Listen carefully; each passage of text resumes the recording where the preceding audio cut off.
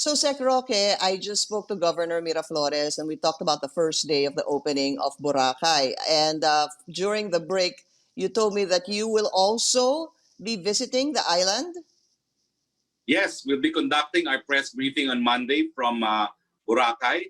And of course, this is our little contribution to reopening the tourism industry, particularly in Boracay.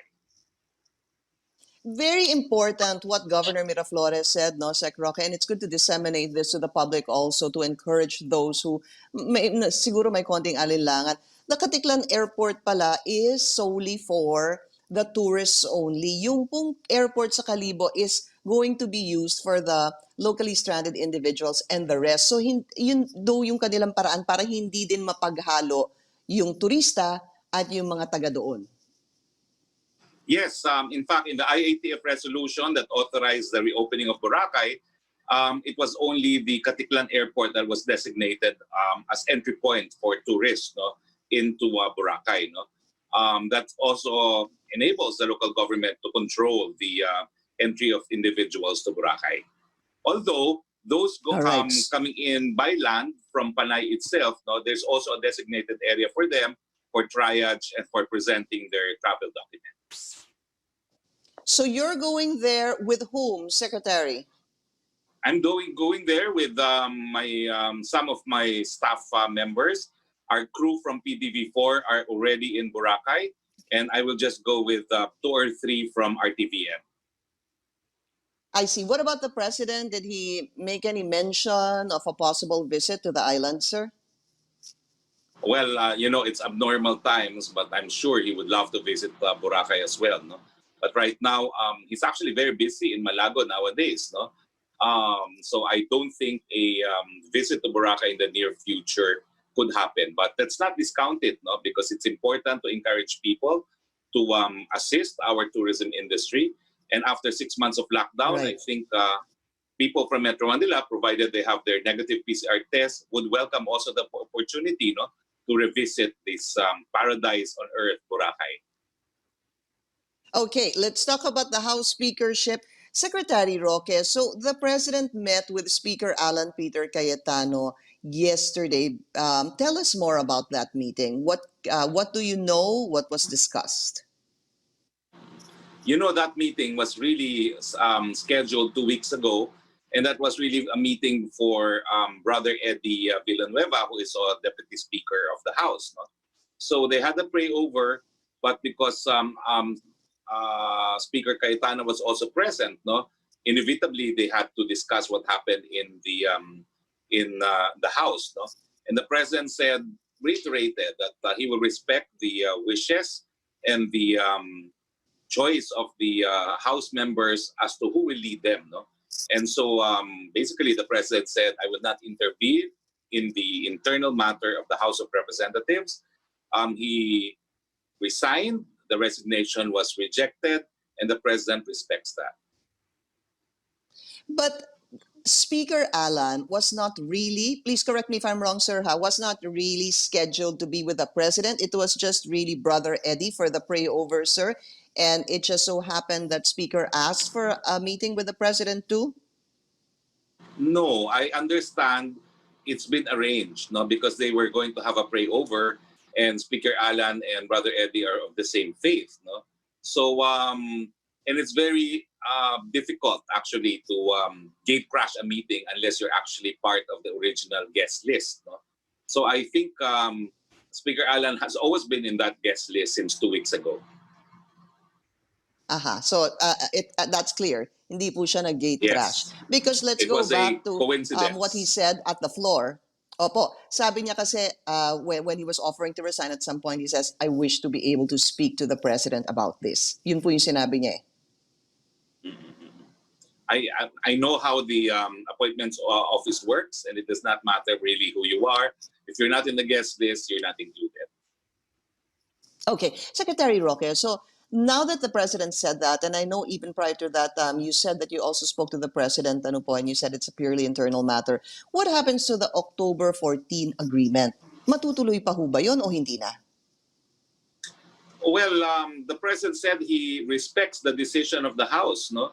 And you see, the president only mentioned 3 sentences when we talked, and to me, the 3 sentences were enough. No, the first was, of course, out tayo dyan, no comment tayo dyan, and it's a purely internal matter for the House of Representatives. No, so of course, that's the literal words of the president, and if you were to construe that, that would mean really he is leaving it to the House membership to decide who their leader should be, as in fact the Constitution says it is the members of the House who will elect their leadership. Well, that is a fact. I need to go back to that October 14 agreement. Why have an agreement and it not be followed? Well, you see, the agreement was between Speaker Alan and Congressman Lord. And yes, it was brokered by the president. The president, I think, has done his responsibility to remind both candidates for the position to honor their words. But in the end, even 2 weeks ago, the president said, kung walang numero si Congressman Lord Alan, wala akong magagawa. No? So in effect, the president cannot coerce, intimidate, force the House members into voting one way or the other. He can only remind the 2 leaders of what has agreed upon, but in the end, he recognizes it's not the president's call who to elect for speaker. So clearly, the president was not offended na hindi po natuloy itong agreement na si speaker ang magsasalita pagkatapos pag October 14 nga magkakaroon ng turnover. Hindi po siya na-offend, na-disappoint, nasaktan doon sa nangyari sa House. Wala naman po. No? Actually, ang hirap kasi is because this topic is very sensitive, I avoid saying anything that I did not personally hear for myself coming from the president's. Did I lose Secretary Roque? Allegedly said, the president allegedly go. said that the agreement has been honored, no, because Speaker Alan did resign from his post, but that's a matter of secondhand information. I did not hear it personally from the mouth of the president. The next meeting I have with the president is this Monday, and I will inquire if he actually said this, no, because that's, I think, a very important issue to resolve, whether or not the president believes that the agreement that he has brokered has been implemented. I will ask this Monday. As a last question on this topic, do you know right now if there's a plan for the president to again meet the 2 gentlemen or Congressman Lord Alan, because he had already met the speaker? I can only repeat what the president has said. It's a purely internal matter of the House. He will respect whatever the decision of the individual members of the House of Representatives has been or will be. No?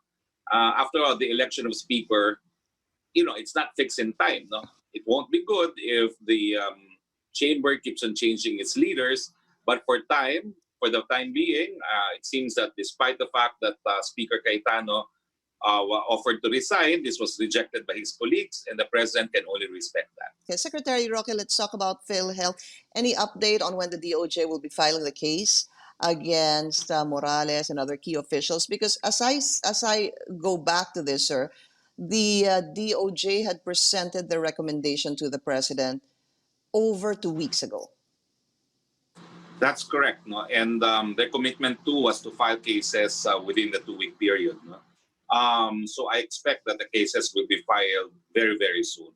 What I will do is, in fact, after this interview, I will call Secretary Maynard and ask on the status of the case filing.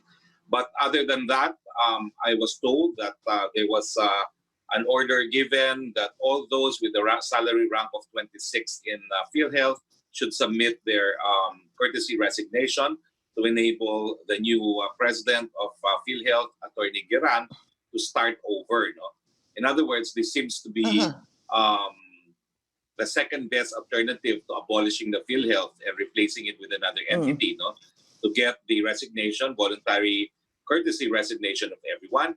And if they don't deserve to be fired, then they will be rehired, no? Or their resignations will not be accepted. So I got this from 2 sources already, from within and from outside the organization. Well, thanks for that update, Secretary. But how many employees are you actually looking at with that kind of salary grade? Well, Would you not know? many, because you're talking really of vice presidents in Philhealth, no? Because salary 26 is a rather high position in Philhealth, I no? see. So I expect that the senior leadership will all tender their courtesy resignation to enable Attorney Giran to reorganize the organization. So this is obviously, as you mentioned, a part of the reorganization because that's where I wanted to go, Secretary. Does the president want to reorganize, abolish, or even privatize PhilHealth? But let's go back to what he said in one of his um, um, statements. He said that he's giving Giran until the end of the year to fix PhilHealth. I remember that very clearly, sir. So the direction they're taking right now is what? Let's first reorganize, wait and see. Correct, no? Attorney Giran knows that he does not have much time.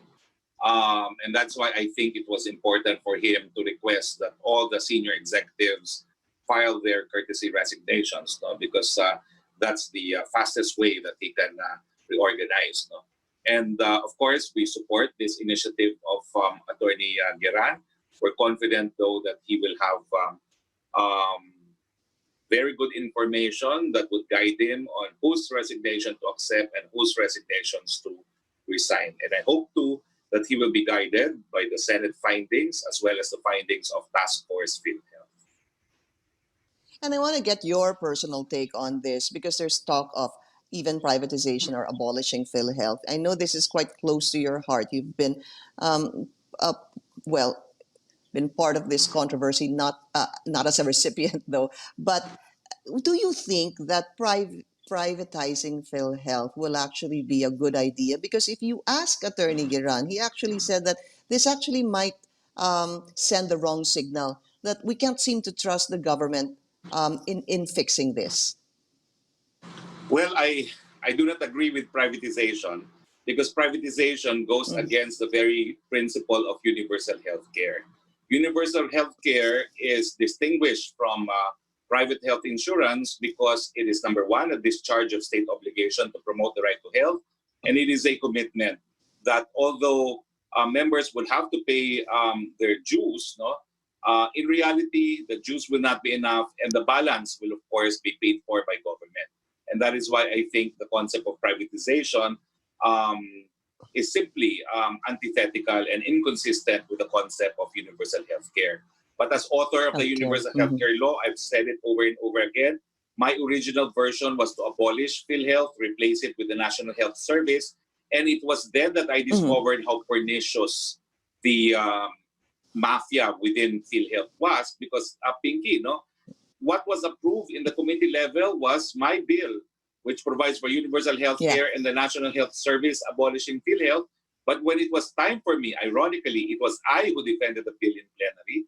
It became a different bill altogether. No, it strengthened even Yeah. PhilHealth, and that's when I saw how pernicious and how influential this mafia was. It took then Deputy Speaker Cayetano, no, to tell me from the rostrum, tama ka nang magwala dyan, we'll just fix it in the Senate. No? But of course, that appeased me, and that of course prompted me to continue my defense of the bill, but it was never fixed in the Senate, and that's why PhilHealth remained, and all this happened. No? So I think by way of hindsight, all of this could have been avoided if the original version of my bill was followed, simply to abolish PhilHealth and replace it with the National Health Service.